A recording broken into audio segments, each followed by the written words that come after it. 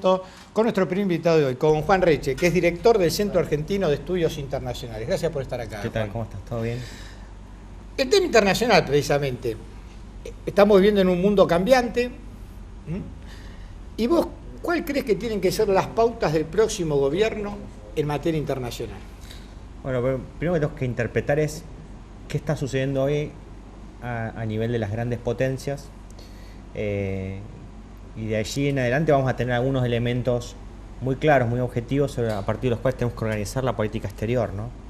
Como para nosotros tengamos un punto de referencia, la década en materia de asuntos estratégicos de política exterior que inició el kirchnerismo allí en el año 2003 fue una década caracterizada por dos datos de la macroeconomía global. El primero es una caída del precio relativo del dólar a escala mundial, un dólar bajo frente a la canasta de monedas.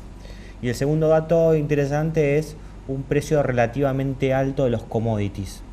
Eso permitió a países como la Argentina, con una matriz mixta de producción, una inserción muy positiva, una gran acumulación de riqueza traducida. O sea, a los países productores de materias primas le vino bien. Le vino muy bien en términos de acumulación y composición de capital, sobre todo en términos de reservas. Por eso ¿no? ha sido el crecimiento de América Latina en general. Claro, hoy pensemos que Brasil está teniendo de reserva cerca de 300.000 millones de dólares. ¿Se entiende? Casi 10 veces. ¿Y la crisis que está afrontando Brasil? Bueno, eso es básicamente el tema de la coyuntura que hay que interpretar, ¿no? Digamos, los países siguen con una inercia, con un determinado, con unas expectativas de un determinado nivel de crecimiento, de consumo, de vinculación externa, en términos de balanza comercial, y hoy vemos que el rumbo de la economía está de alguna manera transitando en otra dirección. O sea, el dato emergente hoy es que la economía de los Estados Unidos y por ende su poder relativo a escala global goza de buena salud por un tiempo más, ¿no? Claro, recordemos que hace unos años Estados Unidos entró en una crisis económica, igual que Europa, que la sufre actualmente, más grave todavía fue lo de Europa, salvo el caso de Alemania. Sí, sí. Y es todo un tema Europa, porque muchos dicen en realidad lo que es la Unión Europea es que los demás países sostienen el trabajo de Alemania, claro, digamos. Claro, básicamente esa es una de las hipótesis, ¿no? Pero digamos, en este mundo que se está reordenando tenemos el primer dato, Estados Unidos con una relativa vitalidad en términos de poder global y conducción de la economía global, un fenómeno BRIC que para mí sobre el cual no pesa una sentencia de muerte, sino tal vez o la necesidad de dar algunos pasos madurativos más lentos. Digamos, China inexorablemente en algún momento va a ser la primera economía mundial. Eso no tiene discusión. Lo que está en discusión es en qué términos y a qué velocidad se va a producir ese proceso de reordenamiento de los poderes globales, digamos, ¿no? Entonces, en ese marco Argentina tiene que mirar bastante bien, ¿no? Porque el contexto macroeconómico hoy es bastante diferente del que hemos transitado en la última década. El macroeconómico global.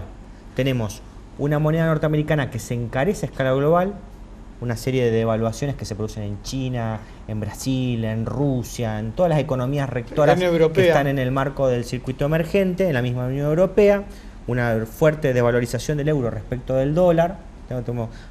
Pensemos que el euro llegó a estar a $1.30. $1.50 llegó a estar en su mejor momento. Y ahora está... Y más o menos 1.10. ¿Sí? Como para nosotros tengamos un parámetro de referencia de cómo el dólar ha logrado tener un nuevo protagonismo. ¿Qué involucra esto desde el punto de vista de la disponibilidad de dólares? Y eso es algo que nos interesa a nosotros de manera directa. Hace bastante tiempo que la economía mundial está especulando con que la Reserva Federal, el Banco Central de los Estados Unidos, va a elevar la tasa de interés. ¿Qué implica eso? Básicamente que Estados Unidos se va a transformar en una aspiradora de dólares. Si una persona tiene, supongamos, un emprendimiento productivo... Con lo cual se van a encarecer las tasas, se van a encarecer todos. Y digamos, las reservas de los bancos centrales de los países saludables se van a achicar y de los países que no están en una situación saludable se van a achicar aún más. Básicamente, ¿por qué? Porque cuando una persona que tiene un capital puesto en un circuito productivo, con una rentabilidad tipo del 2% anual, ¿no? Vos tenés $1 millón y tenés una rentabilidad del 2% anual, y Estados Unidos fija una tasa de 2.1, vos decís, mira, ¿para qué voy a estar corriendo riesgos? ¿Se entiende? Entonces, exacto. Comenzamos a transitar un proceso de desmontado del capital de inversión. Y ese capital de inversión se traduce básicamente en achicamiento de las reservas de los bancos centrales. Eso apura las devaluaciones, porque los países quieren tener términos competitivos. Entonces Argentina tiene que mirar con mucha atención este dato. Sea quien sea que ocupe el sillón de Rivadavia el 10 de diciembre, este es un dato de un diagnóstico clínico casi. ¿Se entiende? Ahora bien, nosotros en esta década de viento de cola, ¿no? Como vos decís, dólar bajo, alto precio poder, de los precio de los commodities, nosotros hicimos los deberes como para tener una economía sana y preparada para esta siguiente etapa. Mira, un poco el pulso lo da la economía industrial, ¿no?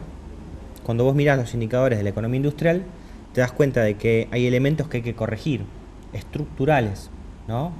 Básicamente porque toda la expansión del aparato industrial que se dio básicamente hasta el año 2011-2012 estuvo centrado en un proceso de agregación de valor final, básicamente ensamblado.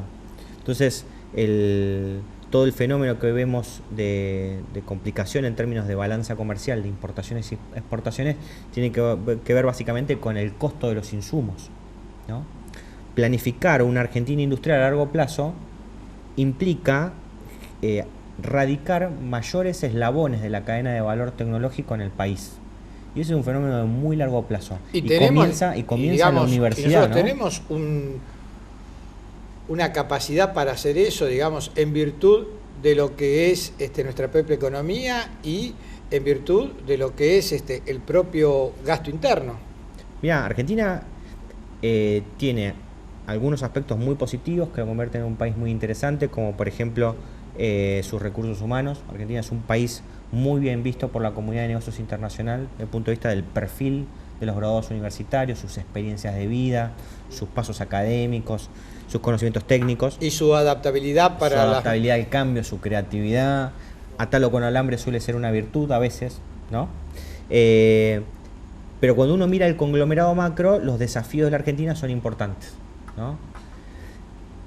Si uno tuviese que apostar cuáles son los países que tienen el futuro más fácil, podríamos decir que dos tipos de países. ¿Cuáles? Los países ballenas, los que son gigantes en términos de escala demográfica, porque son capaces de impulsar su propio crecimiento. China, Estados Unidos, Brasil. Exactamente, India. ¿No? Porque, ojo, cuando hablamos de BRIC, y esto es un dato interesante, en Argentina estamos acostumbrados a pensar BRIC en términos China y Rusia, pero India y Brasil también son BRIC.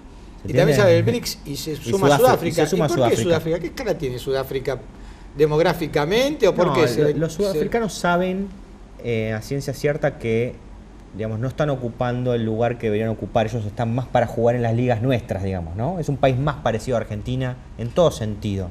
Ahora, Sudáfrica es el actor más relevante en términos macroeconómicos de toda el África subsahariana, ¿no? En esa alianza Sudáfrica juega bien, ¿sí? Y es un poco una complementación impulsada por India y por Brasil que arrastra un proyecto de integración que ya existe previo al BRICS, que es el IPSA, India, Brasil y Sudáfrica, ¿no? Pero volviendo al tema, ¿no? Decís, ¿cuáles son los países que tienen un futuro, digamos, con más potencial de crecimiento? Aquellos que tienen en grandes escalas, porque pueden impulsar su propio crecimiento con el mercado interno. Que eso no somos nosotros. No. Los países más pequeños, que son los que pueden vivir como fenicios comerciando las riquezas de otros. Que tampoco somos Chile, nosotros. Uruguay. Vos decís, nosotros estamos en el medio, somos un país mediano, con una matriz productiva mixta, no tenemos el suficiente caudal poblacional como para bajar los costos de la mano de obra o generar consumo interno para impulsar el crecimiento, y tampoco somos un país que puede vivir solamente del campo. Entonces estamos en una encrucijada cuyo único vector de fuga para el éxito estratégico a largo plazo encuentra para mí 12 atributos. Uno es la ciencia y la tecnología. Argentina es un país que tiene que apostar a la ciencia y tecnología para agregación de valor. En algo tenemos que ser pioneros. Y el otro es nuestra territorialidad, un tema que siempre nos convoca y que hemos compartido en varias oportunidades, pensar esta Argentina bicontinental y la plataforma continental argentina como un espacio distintivo desde el punto de vista del potencial de los recursos naturales, ¿no? O sea, esto no es solo una cuestión, pero yo por lo que vos me estás diciendo, no se trata solamente de una cuestión económica, sino que está también una cuestión cultural, porque nosotros cuando pensamos en la Argentina decimos rápido, 3.750.000 kilómetros cuadrados, Argentina continental. Claro. Nos olvidamos, del espacio antártico y nos olvidamos del mar argentino, de la que plataforma continental, algunos claro. llaman, ¿no?, nuestra pampa sumergida, Claro, ¿no?, por exactamente. las riquezas que hay ahí, pero Claro. que nunca en realidad se las llevan otros. Digamos, hasta el presente, las riquezas renovables se las llevan otros. Las no renovables todavía no han sido explotadas. Pero, digamos, la carrera que se está dando hoy, la competencia estratégica, tiene que ver con quién es el primero que pega el zarpazo en ese espacio, ¿no? Y Argentina un poco ha intentado equilibrar esta ecuación con la incorporación de actores estratégicos como China o Rusia, ¿no? Digamos, ¿cuál es la lectura geopolítica de la incorporación de China y Rusia a la agenda estratégica de la Argentina? Y básicamente compensar la presencia estratégica del Reino Unido y los Estados Unidos en la área de influencia del Atlántico Sur, ¿no? ¿Qué suelen hacer los países inteligentes? Manejan la contradicción con una neutralidad exquisita, ¿no? Ese yo creo que es el desafío nuestro. Entonces, Digamos, aquí lo que tenemos indiscutiblemente, esta potencia que tenemos nosotros no explotada de nuestro mar continental, nuestra plataforma submarina, que es la más grande del mundo. la segunda en extensión. Uno Sí. cuando ve que casi todas las plataformas submarinas Son breves. viene la costa y una finita raya y ya viene el océano profundo.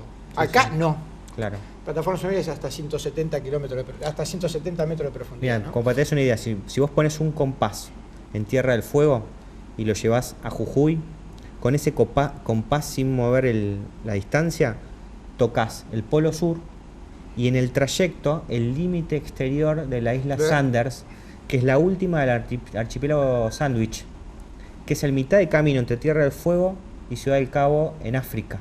Como para que nos demos una idea de la distancia. O sea, hay la misma distancia de Tierra del Fuego a Jujuy, de Tierra del Fuego al Polo Sur y Tierra del Fuego a la isla Sanders. Juan, para terminar, porque esto es para seguir hablando, entonces, el desafío es tener socios también en esta cuestión. Cuando digo socios, digo que esto también interesa a Brasil, que esto también le sea beneficioso a Chile, que es nuestra espalda y nuestra salida hacia el Pacífico. Más allá de las diferencias del pasado, digamos, a Chile le tiene que resultar un negocio ser aliado de Argentina. Mira, yo creo que cualquiera de los tres candidatos que hoy tienen más chances de llegar a la presidencia, ¿no? Porque no solo es pasta o carne, como decían, claro, ¿no? Cualquiera de los tres va a tener por delante el desafío de gestionar positivamente la contradicción.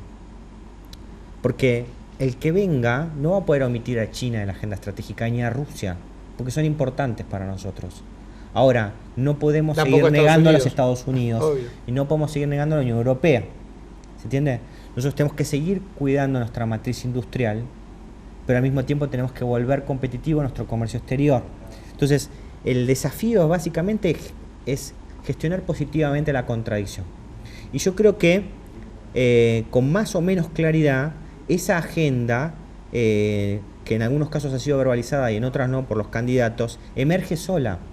Digamos, el que tenga que hacerse cargo de los desafíos que vienen domésticos va a tener que mirar esto con mucha atención, porque desde adentro solo no va a poder solucionar los desafíos de adentro, ¿se entiende? Exactamente. Gracias por haber venido. Bueno, muchas gracias.